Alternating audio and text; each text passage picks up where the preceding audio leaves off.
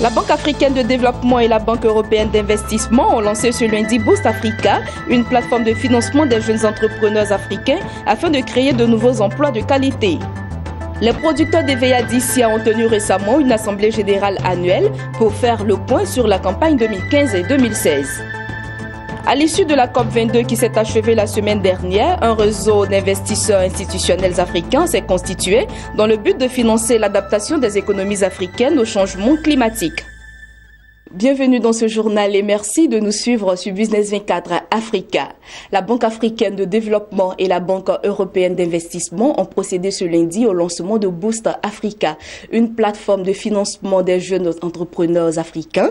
Boost Africa entend stimuler le potentiel entrepreneurial des jeunes africains afin de créer de nouveaux emplois de qualité et contribuer ainsi à une croissance économique durable et inclusive grâce au développement des startups. Massoubi.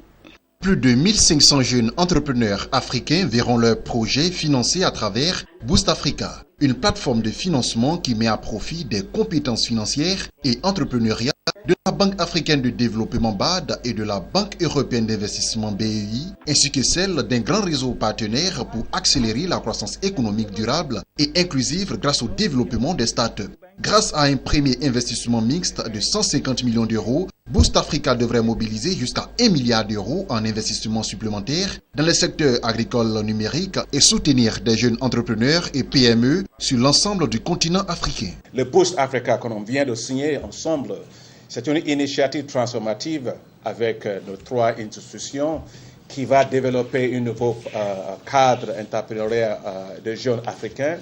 Deuxièmement aussi, qui va faire l'investissement dans les différents fonds qui peuvent les soutenir d'augmenter, n'est-ce pas, le business pour faire le business un grand succès.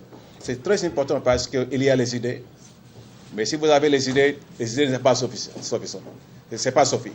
Il faut l'argent quand même pour mettre les idées en marche. Pour le docteur Werner Hoyer, président de la Banque européenne d'investissement, Boost Africa va contribuer à établir, utiliser de façon stratégique et alimenter un réseau d'intermédiaires dans le secteur du capital risque en vue de financer et de développer l'esprit d'entreprise en Afrique. La plateforme Boost Africa repose sur 3 piliers, notamment un programme d'investissement, un mécanisme d'assistance technique et un laboratoire. À travers Boost Africa, ce sont environ 25 000 emplois directs et plus de 100 000 emplois indirects qui seront créés. La société coopérative des producteurs d'EVA d'ICIA, dénommée Copca Ayagro, a tenu le samedi dernier dans la dite ville son assemblée générale annuelle. Pour la campagne 2015-2016, elle a réalisé un excédent de plus de 2 millions de francs CFA. Emmanuel Quadio et Marie-Josée Kwasi.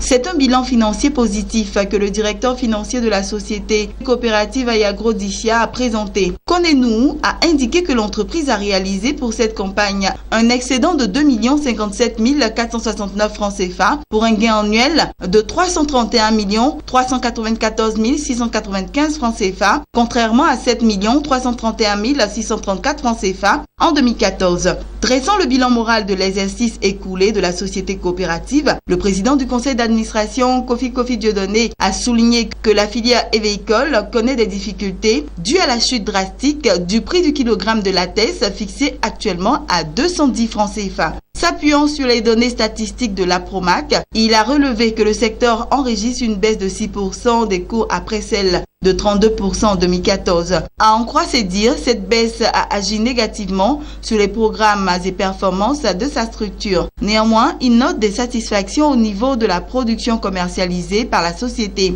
estimée à 1100 tonnes en 2015 contre 1000 tonnes en 2014, soit une hausse de 10%. Kofi Dieudonné n'a pas manqué d'exhorter les planteurs à persévérer et à faire la géolocalisation de leurs parcelles pour éviter les conflits. La géolocalisation, c'est très important.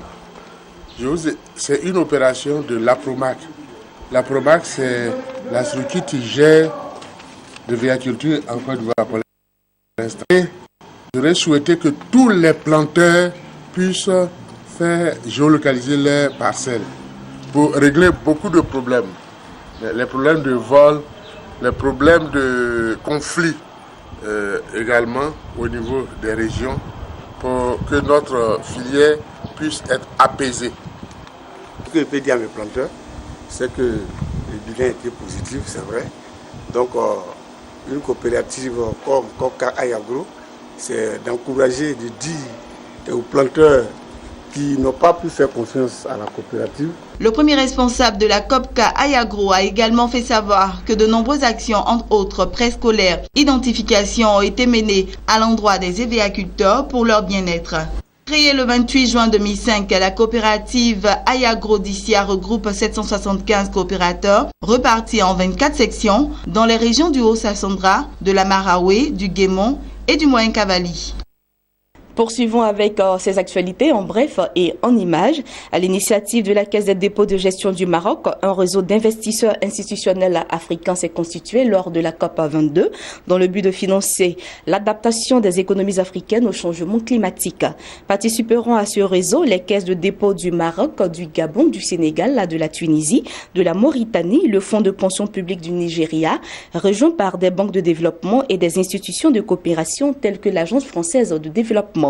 À ce jour, la partie africaine de ce réseau représente à elle seule plus de 100 milliards de dollars sous gestion et espère bien agréger d'autres partenaires financiers. Terminons avec cette information. La Banque mondiale va octroyer 500 millions de dollars sur 3 ans pour financer la reconstruction de la République centrafricaine après 3 années de violence intercommunautaire.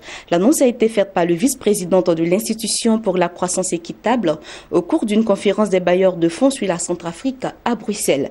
Ce financement servira à appuyer la gestion des finances publiques ainsi que la réinsertion des anciens combattants et des personnes déplacées, mais également à créer des emplois en réhabilitant un axe routier important et en relançant le secteur agricole. Voilà, c'est la fin de cette édition. Merci de votre fidélité. Je vous retrouve demain pour une nouvelle édition sur Business 24 Africa.